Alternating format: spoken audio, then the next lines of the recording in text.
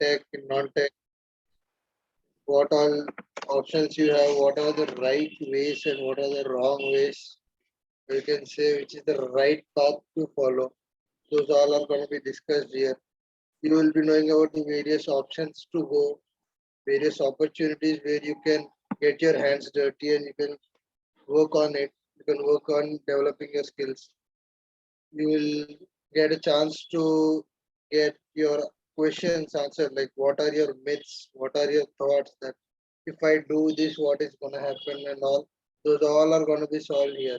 You can say, like, just demystify your myths.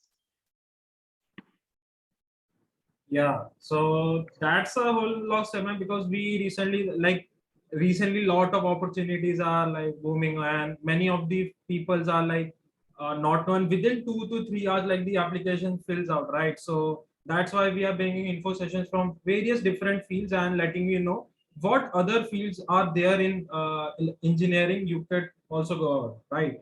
So coming on to our speakers, so today we have a very special guest with us, Karishma Singh Chauhan. We all know that for every engineer, Google is a dream company, right? And everyone wishes to work there. And Karishma interned over there not only once, but twice. And first being a step intern in 2020 and recently as a software engineer intern this summer. She has also been part of like some great mentorship program like the Flipkart's GWC Scholars and Intuit's Mentees. I'm amazed, right? What you haven't done, like you have been a MLSA member as well. So like with a passion for problem solving and learning new technology, I'm sure like we have picked up a great first expert for our session.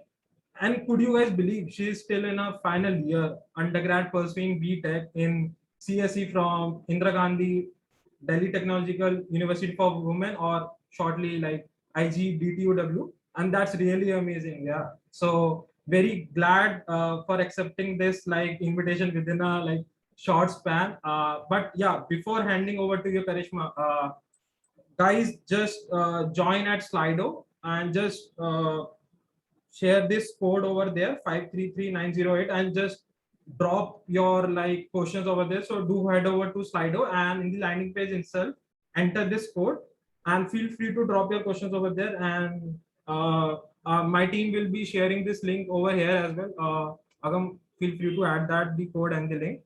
Thanks a lot, and let's hear from our speaker now. Karishma, there you go. Just stop sharing. Yep, all yours. Yes, thanks for it. I'll share my screen. Sure, sure.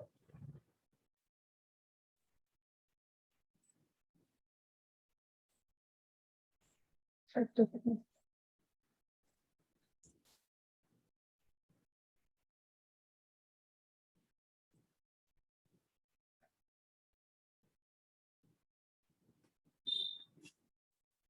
I hope the share video. Yeah, it's visible. Yes.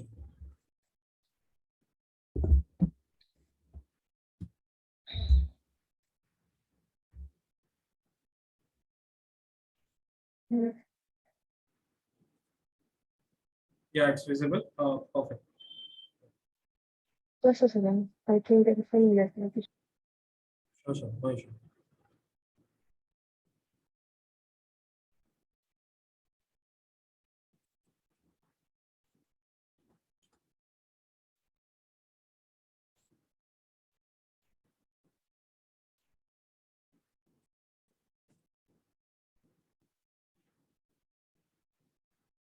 Guys, you all have very great opportunity and do drop start like ramping up the questions on the slide.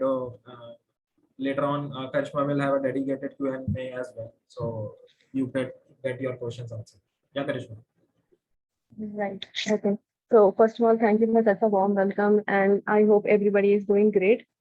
So I am Karishma, and today I'll be talking about some tips and tricks regarding how to prepare for the various interviews, specifically for Google and in general as well.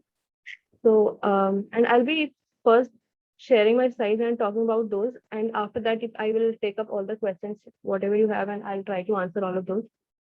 So, beginning with a brief introduction about me, I am currently a final year undergrad student. I'm pursuing BTech in Computer Science Engineering from IGDTW, as Saurabh rightly mentioned. Regarding my internship experiences, I have worked as a step intern at Google in 2020 and as a SWE intern in the summer of 2021. I mean, the previous summer that had been there. And I have also been a mentee under various different companies like Intuit and Flipkart in my second and third year as well. So basically, in these mentorship programs, there were for the selection criteria, there were coding assignments, online coding assignments, and based on that, students from various different colleges were selected, and we had around 6 months of guidance and mentorship from engineers from those companies. And I personally found it very helpful because there were a lot of sessions that were conducted from them, and that basically helped me to crack the various interviews that I have actually cracked. And I'll be sharing those learnings with you today. So a few things about what I did in my college. So I was a part of various different college societies, just like every other session. Uh, I had been a part of both technical and non-technical societies, mostly technical, and some of them were non-technical. And I initially I was just a member, but then I later on became core team members. I held some various position of responsibilities there, which also helped me get some interpersonal skills. And based on that, I was also able to perform good on in during the interviews as well. And I had added all of these in my resume also. So basically, if you are also a part of them, you can also do it. And I also maintained a good percentage in my college academics because I did not want that my college academics percentage to be a hindrance while I get shortlisted for various opportunities. So just to be on a safer side, I maintained a good percentage because sometimes this also becomes a criteria for selection. So you should also focus on this aspect as well if you are focusing on cracking these interviews. I was interested in Android development, so I did make a few projects in that, which I again added in my resume. And basically, I was more inclined towards coding, like solving programming questions, data structures, and algorithms, more than I'd say on software development. So, I mean, I focused more on coding. Maybe I thought, I mean, I was more passionate towards it, or the culture in my college, as what I felt was more into coding rather than development. So, this is what I did during my college days. I mean, I'm still in college, but in the past 3 years. Uh, Talking about the Google STEP internship, STEP is here is summer training in engineering program. So it is basically an 8 to 10 weeks of internship at Google for the first and second year college undergrads.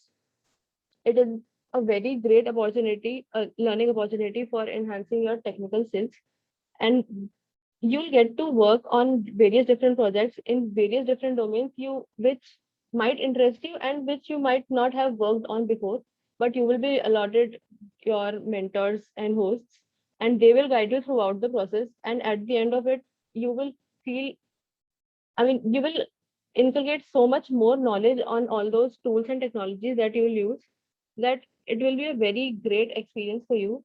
And it's also a great way to connect with the Googlers. Like they are so amazing, so smart, but at the same time they are so humble as well. So it is really great brainstorming with all of them and discussing various different ideas and coming to some different approaches. So it's always a great learning experience working with them. And then obviously you can add this experience in your resume as well. So if you do not get converted as full-time employees or as returning interns, you can obviously you will add this in your resume, and your resume will have an edge over the other candidates, because having done an internship at Google obviously speaks a lot about what potential that you have and what you can give to the other companies that you are applying. So that was it. Regarding the application procedure, so what all I'll be sharing will be about the year of 2020 when I had applied. So that at my time, the applications opened back in January. Like I was an intern in 2020 summer, and the applications also opened in 2020 itself. So that's how quick they do it. And I'll whatever links I have in the PPT, I'll share in the chat once the presentation ends. Also, if you are, I'm not sure if Google visits your college or not. I mean, it was off campus for me. I'm not sure about you. So I had to take referral. I did take a referral from other Googlers for getting my application shortlisted. So you can also reach out to various Googlers on LinkedIn or even your college alumni. Talk to them about your skills, your passions, interests, the projects that you have done, and maybe if they think that you are capable enough, they'll provide you with a referral. Referral does not guarantee you an interview call from the recruiter, but then it gives you a certain boost to your application, and the recruiter will might probably give it more preference over other candidates, because there is a Googler who is saying that, who is referring you. So that is something that speaks about your application. So if you are planning to apply, try to get a referral too. And in the application, they will ask you for your resume and your college transcripts. So first of all, try not to have any active backlogs in your academics, because that will speak a lot about your academic performance.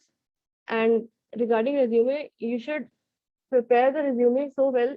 I mean, I think the recruiter will at max take a glance of your resume for say 2 minutes, if not more than that. So you should prepare it so well that it should reflect your coding skills and programming abilities. I'll talk more about how to prepare it in a later slide. So how to prepare? And I am sure like some of you are in your second year, some in third year, but it is never too late. And always keep practicing. You should focus on the basic concepts of programming that are there in computer science. And obviously data structures and algorithms are important as well. But you should not forget the basic concepts. They might not ask you direct questions from them, but the way you explain your approaches, or maybe the short questions that come from the way you are coding, that that might be based on the fundamentals of programming. So you should always keep them strong. That will also help you in solving the various different questions that you get in DSA in a better way. Also, there are various different platforms. I think everybody is aware. HackerRank, HackerRat, LeetCode, Geese for Geese, InterviewBit. You can keep practicing on them. It's not about which platform to follow. It's about your choice. I mean, what I feel is that almost the set of questions that are there are similar at all these platforms, but maybe you have a choice of IE or editor, whichever you like. So you can follow whichever way you are comfortable. So these are majorly for DSA practice, and there are code forces and CodeChef too, which are majorly for, I mean, as what I feel, are for competitive programming. I was personally not much into CP because I was not very comfortable with the mathematical aspect of it, which is why I did try CP but did not follow it much. But you can give it a shot. It is always very, very, very, very helpful for the interview preparation. But then at the same time, you need to give it a lot of time and patience. Initially, you will not feel very comfortable, but then you have to give it time if you want to go for CP. And also, besides these DSA subjects, you also need to focus on your computer science subjects, which are taught in college. Mostly the subjects that I'm talking about are OS, operating systems, and DBMS, database management systems, and computer networks, and the OOPS, the object-oriented programming languages. So these four subjects are also important when it comes to technical interviews. Google might not give a lot of weightage to these subjects, but if you are preparing for other companies in general, then uh, these subjects do play the knowledge in these subjects do play a lot of role. because specific questions are also asked in these interviews. And also choose any technology which you like, say Android development or web development, or say if you're into machine learning, and build 2 to 3 good projects in them. Have sufficient knowledge about them so that if the interviewer is asking about these projects to you, you should know about how the project works, what about its implementation, the tech stack that you have used. And if you're actually copying it, those interviews are really uh, experience, and they'll catch you if you are just copying the code. So make sure that you understand the code and you know what you're doing.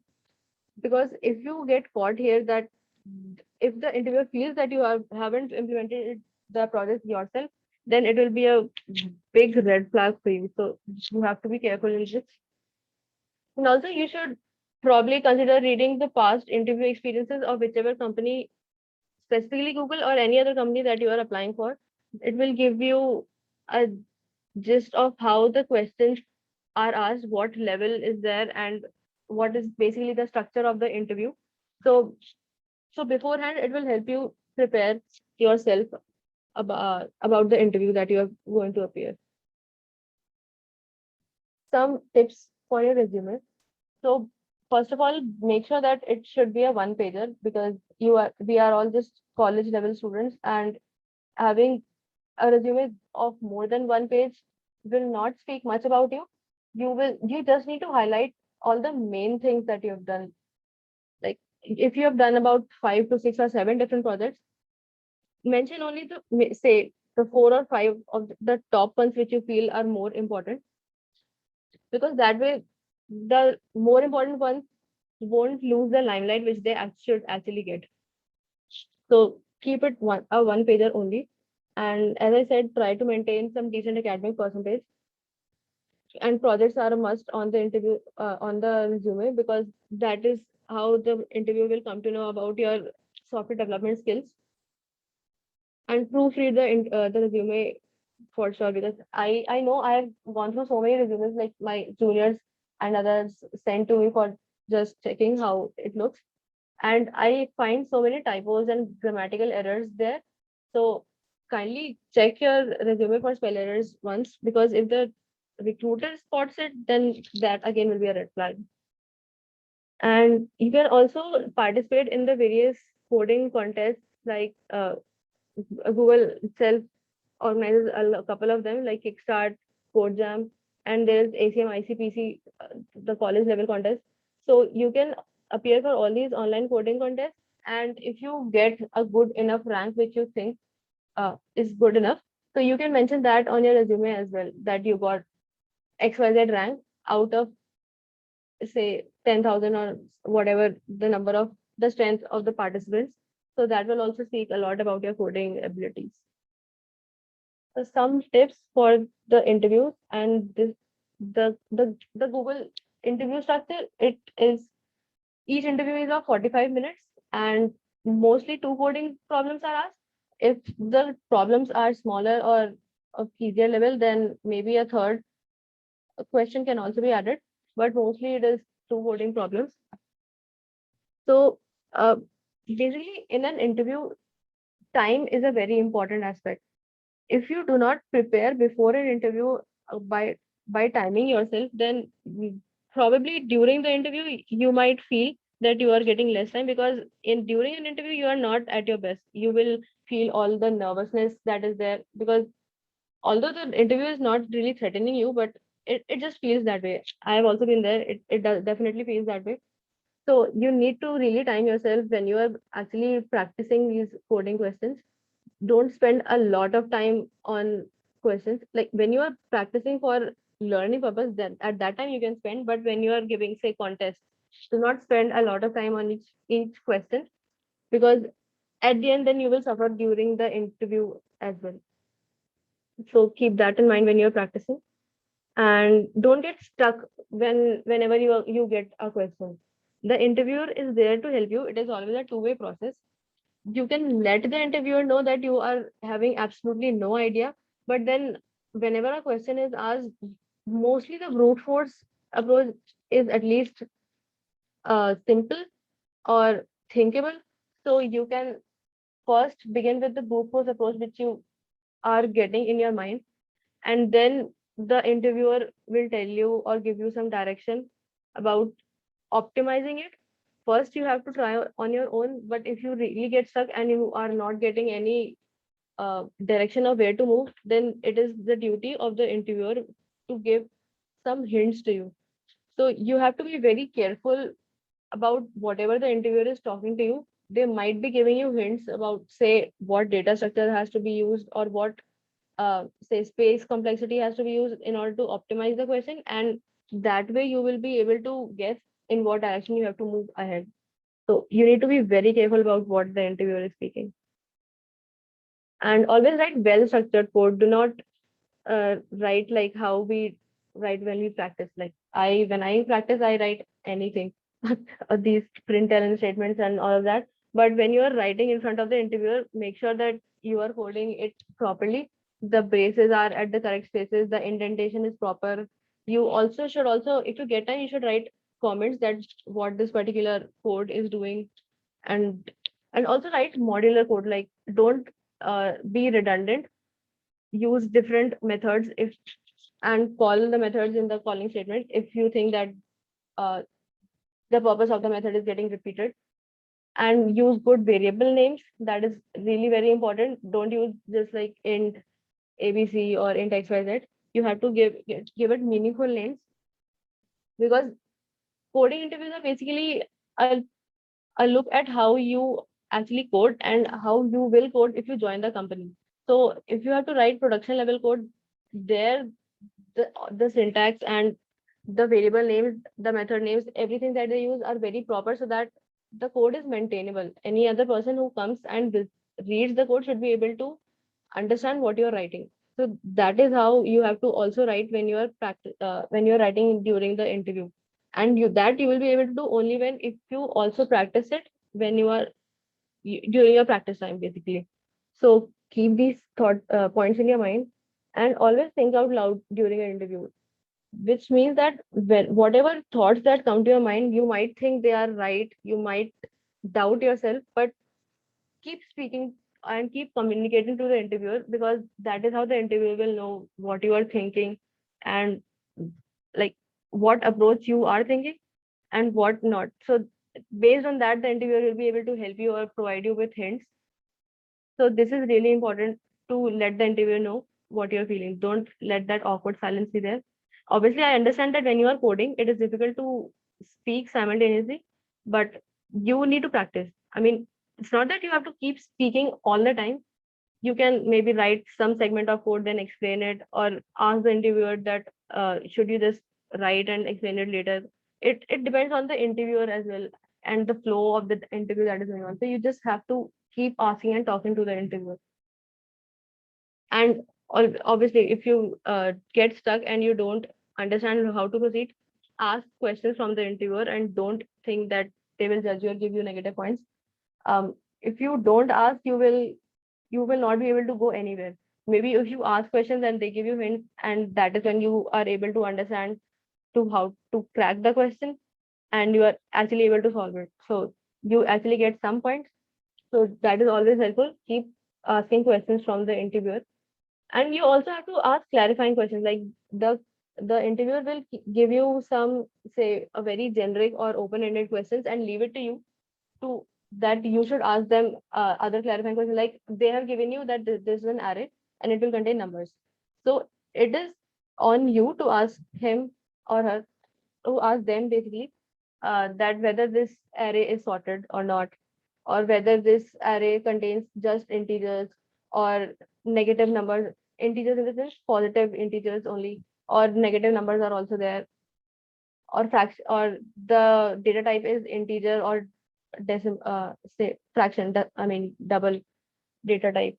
So these are some of the questions that if the interviewer is not, some of the information, if the interviewer is not telling themselves, then you have to ask them. They have purposely left it on you to ask. And you also think about the various edge cases that are there. Say what happens if if the array itself that is given to you is empty, or if it is not defined or something like that. So these are some of the questions and things that you have to keep in mind during the interview. I'm talking about some other opportunities that I came across. I mean, these are just some of the opportunities that came to my mind when I was preparing this presentation. If you want to know about the other all the other opportunities, you should what this is what I think. You should follow all the companies which you want on LinkedIn. Whenever any opportunity or any opening is there in their company, they will post it on their LinkedIn pages. And so if you follow them from there and be active on LinkedIn, you will be able to get all these the information about all these opportunities. So talking about then this Intuit Augment mentorship program and Flipkart Girls on a Code are the two mentorship programs that I was a part of.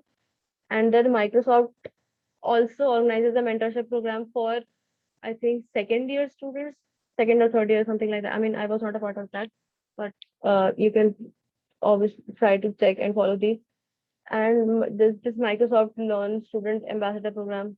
And then if you're interested in open source, then there's GSOC, Google Summer of Code, Outreachy Source Program, and Rails Summer of Code. And there's also scholarship for for the Women Technical Scholarship.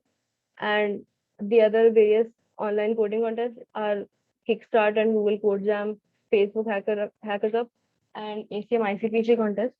And this Amazon also organizes an AmazeWow program through which they take in students for internships and FTE roles. And this year, I think, I'm not sure this year or from which year they started, but Flipkart has also started organizing a Flipkart runway program for second and third year students for taking in students as interns. So you can keep checking their LinkedIn pages and follow them. So you can come to know that when actually these opportunities are open, and you can obviously always register and apply for the same.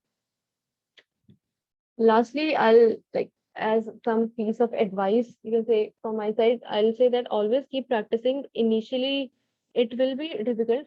I mean, if when I remember a year ago, 2 years ago, when I was at the same place where you are currently, I was it was quite difficult for me also to keep practicing because the questions are actually hard when you begin practicing them. But trust me on this one, just keep practicing for a while, and after some time, after you achieve certain understanding, knowledge, and level, you will definitely feel that the questions are easy.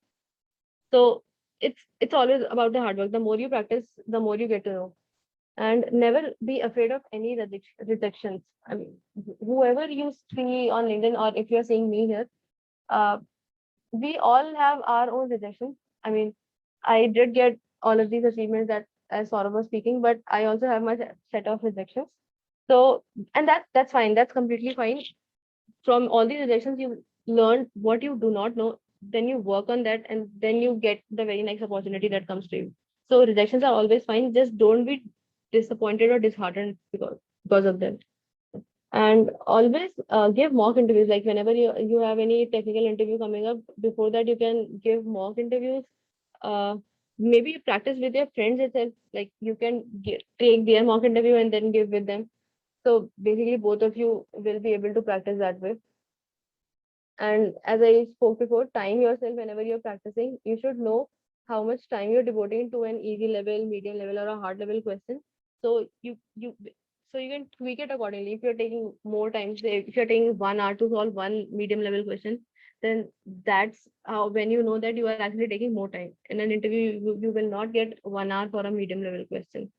So you have to practice accordingly so that you are able to crack the question in a lesser amount of time. And then have a habit of practicing without the various ID features like the autocomplete feature and all of that, which are available in the different IDs. They might or might not be available when you are actually giving an interview. So you should actually know what methods and functions that you are using, and that you will only know when you have a practice of not using that autocomplete feature. I mean, that is what I followed. So you can consider following it too. And also obviously have strong programming concepts and DS knowledge. That is the most important thing that you will be checked, that will be checked during an interview. And knowing the time complexities and space complexities of the function or the code that you have written is also very important, because after you code your solution, you should know, and you might also be asked that what is the time complexity and space complexity of it, because these are the criteria with which you will be able to know that how much optimized the solution is. Like if you are taking O n cube time for solving a question which can also be solved say in O n or O n log n time, then that is where you know that you have to optimize the solution. So always pay attention to the time and space complexity of the program, whichever program that you are writing. And Google does not ask questions about puzzles or system design concepts, at least during step interview or SWE interviews. I mean, that is what I know. But other companies might ask, and they do ask other companies, some of them. So you should also focus on preparing for these if you are giving interviews for other companies. And lastly, always have good peers and seniors in your network. I mean, I think I have been blessed with some great mentors who had always guided me throughout my entire journey, uh, because of which I was able to get the right path and direction. So I'll also suggest you to have some be in touch with some great mentors, so that they can also guide you in your journey. And lastly, some of the resources that I had followed, and if not I had followed, then I have heard other people following. Then all these coding platforms, so it's known. I mean, I think everybody knows. And for the various core subjects, I had followed that those all the standard books, like I had read those chapters. And also there are certain notes available on Geeks for Geeks for the same. And for puzzles, some of the puzzles are available on InterviewBit, and IndiaBricks has a it has a vast collection of puzzles if you actually go and visit it. And for system design, I have heard, I have not seen, that Gaurav Sen's YouTube channel has a lot of related videos on system design concepts. So you can go through that. And for resume, I have some links that I'll share after the PPT ends. I'll share in the chat for like how to prepare and some good uh, samples of resumes that you can follow. And for mock interviews, I personally haven't taken many mock interviews, but or right neither given. So I might not be the best person to answer this, but I think on interview bit there is an option to appear for mock interviews, and you always have your peers for mock interviews, peers and seniors. So be in touch with them. So this brings us to the end of the presentation. If you have any questions, I'll be happy to take them now, and I'll share all the links in the chat also. Thanks, Karishma. Like this was like a guide given by my seniors early on. Like I would be definitely like able to crack Google, right? Like I could relate to the ID part because like last year when I applied in the third round, they asked me to code in Google Docs, and I was using VS Code using auto and all, and Right. I made some big blunders because of that, and that it's more like is yeah, it's not like regarding the concept, also like how you write code, as Karishma mentioned. So yeah, that's a great talk, Karishma. And now we are open for Q&A. So we will be taking questions from Slido, as well as if anyone wants to ask directly, maybe they can raise their hand and we can unmute. So let's get started. And yeah, Karishma, the first question is. Which language is more preferred by Google reviews? Java question. I am assuming that this question is for the interviews. And for interviews, I do not think any language is preferred. Whichever language you are comfortable in, the recruiter will ask you, and you will be assigned an interviewer accordingly. I mean, this is what I know. I personally, for if you are asking me, I personally preferred Java because I had done it. So my interview was in Java. After learning about data structures, how do I learn to implement them? So basically, when you learn about data structures, I think you are talking about, the concepts like this is an array, this is how indexing is done, this is a hash map, something like that. And when for learning to implement, I think the best place is to just go to all these various coding platforms that I had mentioned, Interviewbit, LeetCode, Geeks for Geeks, and they have a vast collection of questions. Just begin with easy questions, uh, solve it. If you are able to do it, go to medium. Then if you are able to solve the medium, then go to hard. Then, I mean, practicing doing these coding questions is how you are able to learn to implement them. Oh, this stand out from this stand out from the marks while applying for the farm. Fine. Okay. Uh, I'm not sure how to stand out, but I think first having a referral will give you a certain boost, and then having having a resume that speaks about your coding abilities, because that is the thing that they require. Like, you should be a good coder, and then having good projects in your resume. Like, these three things are, I think, very important. I do think the academic percentage also plays a role sometimes, but then I have also seen other students who are not very, very good are at academics, but they are still able to get shortlisted. So that is a dicey thing. But having good coding skills and good projects is the main thing that you need to have.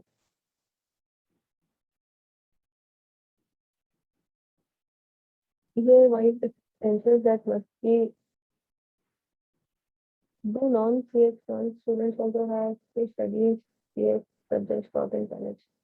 Well, basically, if you are applying for the software engineering roles, then they might not consider if you are from a CS background or a non-CS background. The pattern and the level of the questions and the structure, everything is same. I mean, this is what I know and I feel. Because if they are giving you an opportunity, then they won't really change the structure for you. I mean, if you are applying for a software engineering role, then they are assuming that you know about it. That is why you are applying. So if that is not in your curriculum, then you might have to spend extra hours to learn it yourself. YouTube is the best place if you can just go and follow any tutorial. Year-wise essentials are must be learned during BTech, keeping coding skills in mind. Um, for cracking these interviews, coding is obviously essential, and then the second important thing is all the CS subjects that I had mentioned. You are from a CS background, non-CS background, whichever background you are. If you are applying for software engineer roles, then having knowledge about those subjects is also important. And then it also comes down to your interpersonal skills or the soft skills, as I said. Like, you need to have not the best, but at least good enough communication skills and confidence in your voice. So whenever you are speaking or explaining your thought process to the interviewer, they are actually able to understand that. I have seen so many great coders who are able to code well, but they're not able to explain their thought process. So this is also something that you should keep in mind. And also, also you should know about the project. You have to any technology, whichever you like, as I said, Android development, web development, machine learning, or any other technology that is there, you should prepare some projects in that as well. Which is the trending coding language now in web? I am not sure about the trending coding language. I have heard a lot about people saying Python is great, but I'm not really endorsing it because I myself preferred uh, coding in Java, and that is nothing, not because it was some trendy or something. Basically, in school, I had learned Java. Java was my first coding programming language I had learned. So I had thought of continuing with it when I was in college. That is just the factor that I do. Actually, most of the students ask us as well, like in CP, right? We use C++ just to avoid the TLE and all, because Java Yeah, sometimes do right. like and all. But people feel that like to crack like Google and all, we need to do C++. No one can do in Java or Python. So that's a very big myth, and that's hovering around our juniors as well. Okay. No, no, it's nothing. I mean, I understand about the CP part that TLE thing happens, but in the coding interviews, I think C++, Java, and Python are like the languages. I'm not sure about how famous Python is, but I'm sure that C++ and Java are definitely always available as options. Yeah, definitely. If the college GPA is not good, then does it mean that our chances of getting shortlisted reduce? If yes, then how can we increase our chances? Uh, One thing is that you can always start focusing on your academics so that you can now balance, you are able to balance it out, your academic performance. But then, as I said, I do know a couple of students who are not very, very good or at the top in their academics, but are still able to get shortlisted uh, because they had other qualities like their coding and programming skills, and their projects were so good that their that balanced out their not so good academic performance. So that is how you can still have chances of getting shortlisted, and then apply with a referral. Know some Googlers or seniors from your college. What do you Yeah, mean like by yeah, the I guess recently Google also like deprecated that we don't need college degrees, and I heard that from India itself they hired a 7-star or 6-star coder from BCA itself, and he was a commerce background. So you can see like how is the hiring going on right now. right? So what is meant by practicing without ID features? Basically, what I meant without ID features is what Saurabh was mentioning, that the interview, at least for me, the interview happened in a Google Doc. So you have to write your code in a Google Doc. And in a Google Doc, you don't have the automatic indentation and that red wavy lines that appear, that the braces are not balanced and the errors are corrected. And those auto-complete features like the various libraries are imported itself, and say for the various functions that are there for strings, arrays, like the standard functions that are there, they are automatically completed. You don't really, you will write len and the length will be auto completed itself. So that is something that you need to learn and you should know when you are coding, and you should not completely depend on the ID for all those features, because those might not be there during an interview. Is it good to have projects from various different domains, or should we focus on a single domain? I don't think your interviewer will bother much about which domain you are following, or if you're following a single or multiple domains. Uh, I'm not sure. Maybe it also depends from interviewer to interviewer. Basically, what they want to know is how much knowledge you have in the tools and technologies or the domains about which you are saying that you know something. So how much knowledge you have in them. I personally had projects, some in Android development and some in web development. Uh, and I do not know if people follow just one thing. If just one domain or different domains. I mean, you can try it to see what interests you and make projects based on that. I don't really think it should matter much as long as the project is good and you have enough knowledge in it. What were your resume skill status while applying for the STEP intern program? Resume skill status, I think uh, I had projects in Android development at that time. I had uh, 2 or 3 applications that I had made, and in skills, I had web development and Android development. And I had also added the various CS related subjects, like as I mentioned, the DBMS and OS, etc., in the resume. And I had also mentioned the positions or responsibility that I was holding back at that time. I was a core team member of some different societies, technical and non-technical.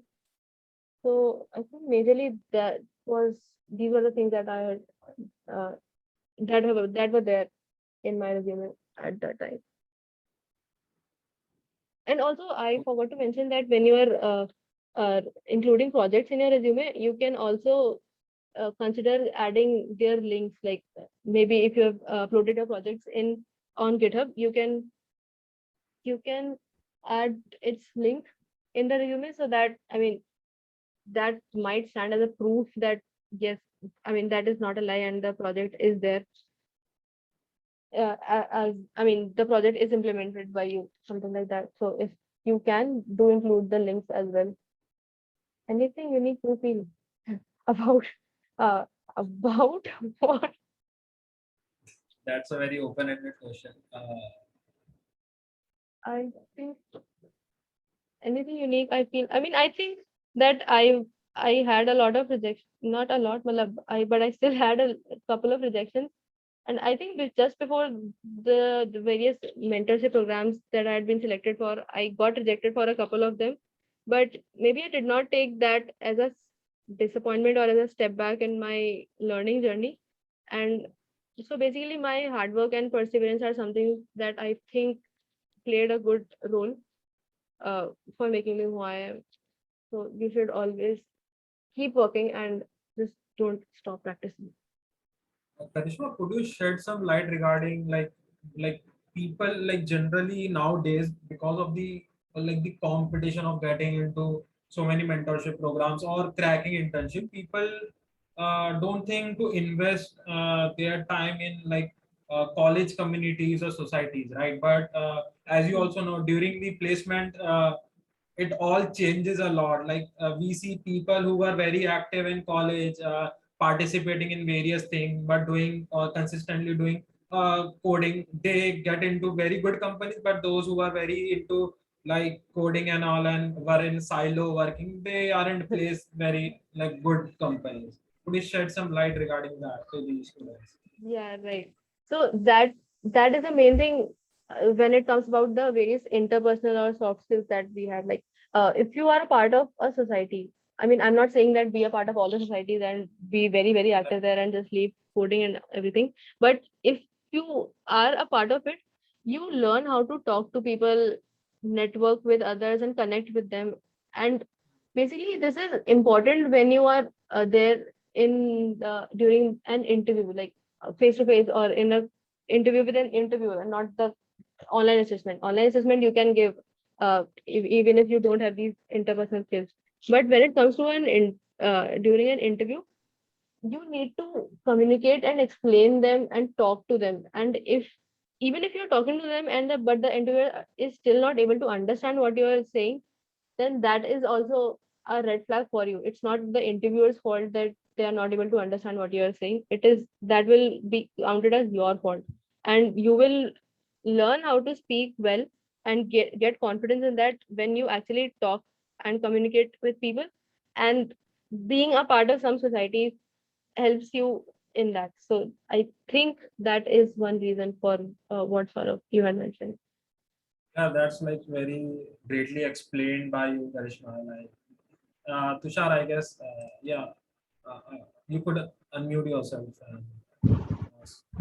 Uh, Good evening, ma'am. Ma'am, I was just wanted to ask you talked about for having projects, 2 to 3 projects in any domain. So how Mhm. do we choose a unique idea? Because if we go on the net and search, if we get an idea, that's probably done Mm. by someone else. And if then if we want to continue with that, we still need to take some help or still need to get a copy, copy some of some part of the code or like that. So how do we get a unique Mhm. idea to get a boost? Yeah, right. I understand your question. And I did have similar thoughts when I was at your year or something. But I think having a unique idea is great, and making a project on that is also something great. But I am not sure. But I mean, I don't think that the interviewer is actually looking for a unique idea. You can always make certain projects that you find online, I mean the idea online, you can add certain features or novelty in them, and that you can mention during your interview that this was the idea that I had seen somewhere. And I mean, you don't really need to mention that, but just saying. And then you can specifically talk about what feature or something you had added in it. So basically say you are developing a say simple game, which is there, which is famous and which is available, already available. But say you add certain feature to it that, say, there is a bonus stage in between, or there is something, a magical feature or something that happens in it. I mean, I'm just saying, just giving an example. So that is what gives the project a uniqueness, and that is something that you have done yourself. And be proud of it and talk to the interviewer about it a lot, so that they know that you can also do something on your own.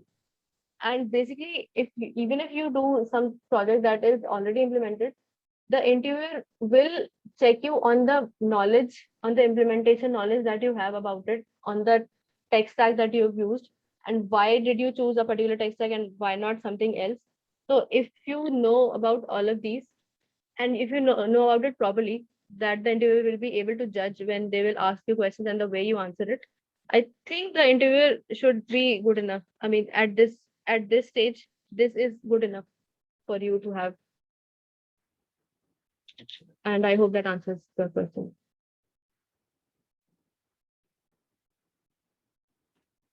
Anyone else like wanted to like ask? We have like 5 more minutes till Karishma goes.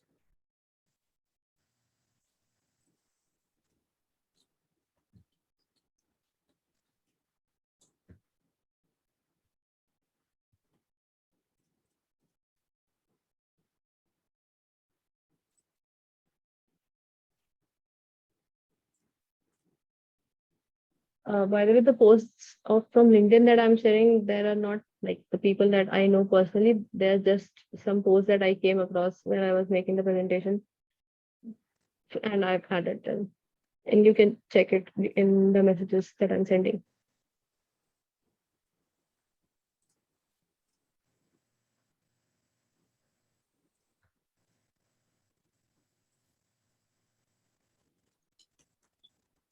Anyone like have questions?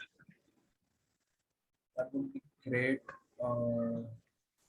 Thanks for sharing these links. Team, could you just share this link over our Discord? That might be helpful for everyone. Agam or Eklavya could do that. I guess no more questions from anyone. We could wrap up, I guess. Thank you everyone, especially Karishma for taking out time in a very short span and attending this like in the busy week. Thanks a lot for attending and asking questions. And like thanks Karishma for this presentation. Like I guess this would help our second years and third years who are very inquisitive, like how should we prepare and all, and might this may resolve their doubts and definitely help a lot. Thanks a lot from PC Society Karishma for Right, attending it's okay. the webinar. I also had a great time with all of you. That's great, Karishma. Okay, everyone, we could wrap up. Thanks a lot for this and asking questions, everyone. Hope to see you guys for another info session. Thanks a lot. Thanks a lot. Thanks a lot, guys.